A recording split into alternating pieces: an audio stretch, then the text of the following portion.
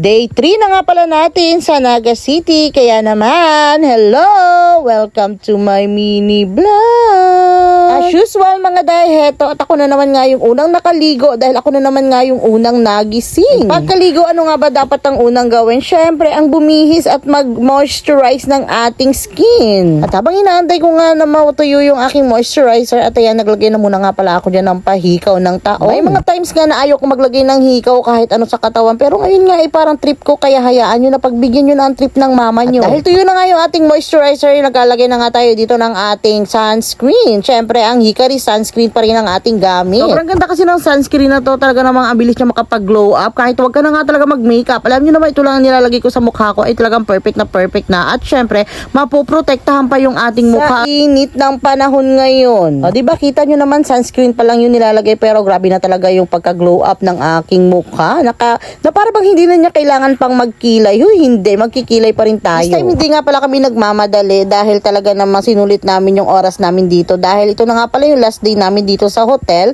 Gawa na magpapalit na kami ng hotel. Ano magpapalit? Lilipat, ganun. Lilipat nga daw kami ng hotel, sabi ng aming bossing, doon nga daw sa may swimming pool. Para naman makapagligo ang ating Basodenyang vlogger. At ayan, ready na nga pala ako para sa aming day 3. At ako na naman nga yung unang natapos sa lahat. At talaga namang yung mga kasama ko ay super babagal. At ayan, bago ang lahat, outfit check muna nga pala tayo at tignan nyo naman, mabuti na nga lang talaga at yung tiyan natin ay hindi na ganun kalaki. Kaya naman, carry ko na magsuot ng ganitong dami. At ayan, pagkatapos namin dyan, nag-agahan nga lang pala kami sa McDo na hindi ko na pala na-videohan. Ay bali, na-video ko nga pala siya kaso nandun sa isa kong cellphone. Kaya nga, eto, hindi ko na mapapakita sa inyo. Pero nasa vlog naman siya ni Basodenyang Vlogger. Panuurin nyo na lang. Anyways, Biyernes Santo nga pala ng mga oras na ito at hindi na nga kami nag-aalam. Eto, papunta nga pala kami ng Robinson. Tapos pagdating namin doon ay sarado. Kaya bumalik na nga lang pala kami sa hotel para kunin yung mga gamit namin. Kakuha, iniwan nga lang din namin yun sa lobby ng hotel. Tapos eto, pumunta na nga pala kami sa Jamila All Shop. Dahil pupunta nga daw dito si Boss Karepa para mag-live naman sa kanyang page. O diba, makikinood na nga lang kami. At dahil nga habang nagpapalipas kami ng oras, dahil hindi pa naman nga oras para mag-check-in kami dun sa hotel na paglilipatan namin, ay dito na nga lang kami nagtambay. And syempre, sinamantala na rin namin ang pagkakataon at ayan, in-interview na rin nga pala ng Basodenyang Vlogger ninyo ang ating Boss Karepa. Kung hindi nyo pa nga napapanood itong pag-interview niya kay Boss Karepa, ay puntahan nyo na nga pala yung page ng ating Basodenyang Vlogger dahil nandun na i-upload na niya. Urin nyo nga yun, lalo na't kung nagsisimula pa lang nga pala kayo sa pagbablog dahil mamomotivate talaga kayo dito sa mga pinagsasasabi niya. Which is totoo naman lahat ng sinabi niya, kaya naman salamat sa iyo, Boss Karepa. Nice meeting you po and sobrang bait mo. Sana magkita pa tayo ulit. Syempre, thank you din nga pala sa Jamila All Shop dahil sila nga pala yung tulay kung bakit kami nagkita-kita. Kaya naman, thank you po ulit, sir and madam. Anyways, fast forward at ayan, sumakay lang nga pala kami dyan ng Grab. Tapos nandito na rin nga pala kami sa hotel na paglilipatan namin. Bali, ito nga pala ang Villa Caceres Hotel na talaga namang nasa palasyo ba tayo? Syempre, hindi na natin sasayangin ng pagkakataon. Kailangan natin mag-create ng memory dito. Kaya picture more, picture pa. At dahil first time nating makapunta sa ganitong klaseng hotel na talaga namang yayamanin, ay syempre susulitin natin, enjoy natin yung mga oras na nandito tayo. Huwag natin sayangin. Minsan lang to. At ayan, papasok na rin nga pala kami sa dapat namin puntahan na room. Kaya dinaanan nga din namin itong full na talaga naman sobrang ganda. Ang sarap sanang maligo. So wala tayong bahong damit and syempre dalawa lang yung pwedeng maligo dyan dahil dalawa lang naman yung nakabook dito and additional one lang nga pala tayo. Pero okay lang naman yun. Walang problema. Ang mahalaga ay mag-enjoy ang aking anak na si Basodenyang Vlogger. Talaga namang sulitin mo ang paliligo dyan. Diba mamaya? Susulitin mo syempre. At eto, naglalakad na rin nga pala kami. Papasok doon sa aming room. Tapos eto, malapit kami sa may bintana. At ito nga pala yung view ng baba. O, diba napakaganda, lalaki ng chandelier. At syempre, bago kami dyan pumasok ng tuluyan, heto, at nag-picture muna ang Basodenyang Vlogger ninyo. Syempre, model. At pang-post din yan. Sayang yan, may earnings din ang picture, diba? At syempre, memory din yan. Kailangan i-keep yan. Napakagandang experience nito sa atin. Syempre, pagkatapos mag-picture, heto, at pumasok na rin nga pala kami. And syempre, tamang masid-masid lang sa paligid namin dahil nakaka-amaze naman talaga. Dahil sobrang ganda talaga nitong ating room. Parang mayayamanin tayo dito at pag uwi natin ay babalik na naman tayo sa bahay kubo. Kaya sulitin na natin yung ganda ng ating place. And pag silip mo nga pala dito sa bintana, ito ang makikita mong view. Ang napakagandang pool sa baba na para bang sinasabing maligo na kayo agad-agad ngayon na.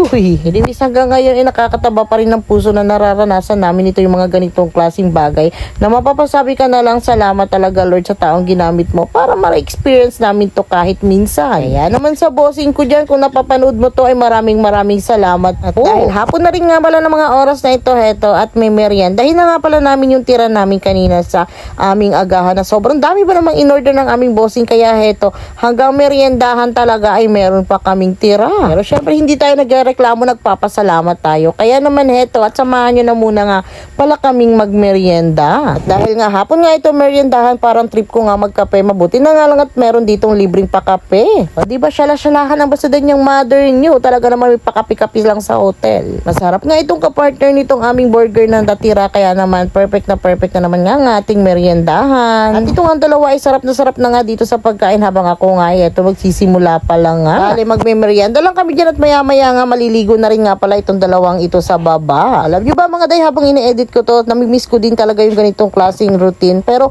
paminsan-minsan masarap din pala talagang mag-travel.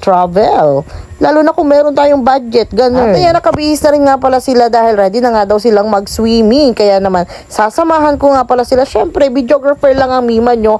Julalay ba, ganun. At ayan, pababa na rin nga pala kami. At malapit lang din naman nga pala yung swimming pool dito sa may hotel. Pagkadating nga namin dito sa pool, tamang tingin-tingin lang. And syempre, magpo-photoshoot muna yan sila bago mag-swimming. Yan, yun na. Ganyan talaga pag vloggeries. Anyway, sobrang ganda nga pala dito. Kaya naman kung naghahanap kayo ng hotel na pwede nyo pag-check-in na merong swimming pool, ay try nyo dito sa Villa Caceres. Huy, baka naman Villa Caceres. Tamang video nga lang pala ako dito sa gilid. Tapos ayan, nag-shower na muna nga pala sila dyan bago nga sila madiretsong maligo sa swimming pool. Ganun talaga dapat. Mabuti na nga lang talaga at nasaktuhan nga nila na hindi ganun kadami ang naliligo dito ngayon. Kaya medyo hindi naman nakakahiyang mag-video. At ayan, habang sila nga dyan ay talaga namang i-enjoy na nila yung paliligo. Eto naman nga ako at naglibot-libot naman ako dito sa loob. At meron din nga pala sila ditong gym na para bang gusto ko na agad mag-workout dito, kaso wala man lang nag-a-assist. Meron pa pala yan sa taas, hindi ko lang nakita. Sayang, nakapag-treadmill sana ako kahit nandito tayo sa Naga, o diba?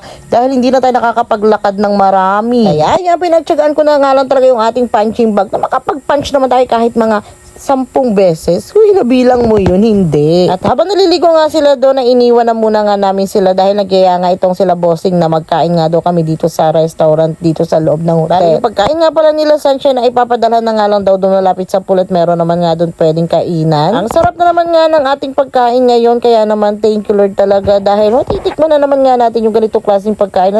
Sobrang sarap niyan mga guys. Pagkatapos namin kumain dyan, pinatapos ko na rin sila Sunshine sa paliligo dahil nagyaya naman nga ang ating bossing sa Starbucks. Kaya ayan, naligo na rin nga pala sila agad. O di ba nakapantulog yan pero mag-i-Starbucks. Dahil walking distance lang din naman yung aming hotel na pinag-i-stay yan sa Starbucks, ay naglakad-lakad na rin nga kami. Bored naman ito sa akin dahil kailangan ko talaga mag-walking sa sobrang dami ko ba naman kinakain dito. Ay talaga namang, alam mo yun, nakaka-guilty. Sayang yung ating pagdadayet. Pero wag kang magigilty dahil ginusto mo naman, sobrang sasarap ba naman, sobrang dami mo naman kinakain. Babawi na nga lang talaga ako pag uwi. Maglalakad na ako ng mga 20k step. Huy, kaya mo kaya yun. And syempre, thank you so much po ulit Madam and Sir. Syempre, first time namin dito. Kung hindi naman dahil sa inyo, hindi naman talaga kami dito makakapunta. At habang inaantay nga pala namin yung ating order, at eto, meron pang nakakilala sa ating Basudenyang vlogger. Salamat po. Mga oras nga pa lang yan ay busog na busog pa rin nga kami dahil sa mga kinain namin kaninang gabihan. Kaya eto, sabi ko nga kay Sir, hati nga lang kami dahil bawal din naman nga pala yan sa ating Basudenyang vlogger. Pero kahit pa paano ipinapatikim ko siya dyan para namang ma-experience niya, para hindi naman siya makwentuhan. O diba, kahit pa paano ay nakatikim naman siya kung ano meron sa Starbucks. Sa totoo lang mga day, kung kami nga lang ay hindi talaga kami bibili ng ganito. Paano ba naman super pricey kaya niyan? Sayang ang pera. Alam niyo naman yung pera natin ay pinaghihirapan natin. And syempre, hindi natin yan afford. Hindi tayo mayaman. Pero syempre, thank you Lord dahil pinaparanas mo to sa amin at sa mga taong ginamit mo para ma-experience namin yung mga ganitong bagay na hindi naman talaga madalas na nangyayari or pwedeng mangyari sa amin. And fast forward, heto, at malapit na nga para din kami makapasok sa aming hotel na pinagtutuluyan. O siya, sobrang haba na naman nga ng aking video. Maraming salamat kung nakaabot ka hanggang dulo. At dahil pagoda na ang mga person, heto, at patulog na rin nga pala kami sa mga oras na yan. Bali, yun lang. Salamat. Bye!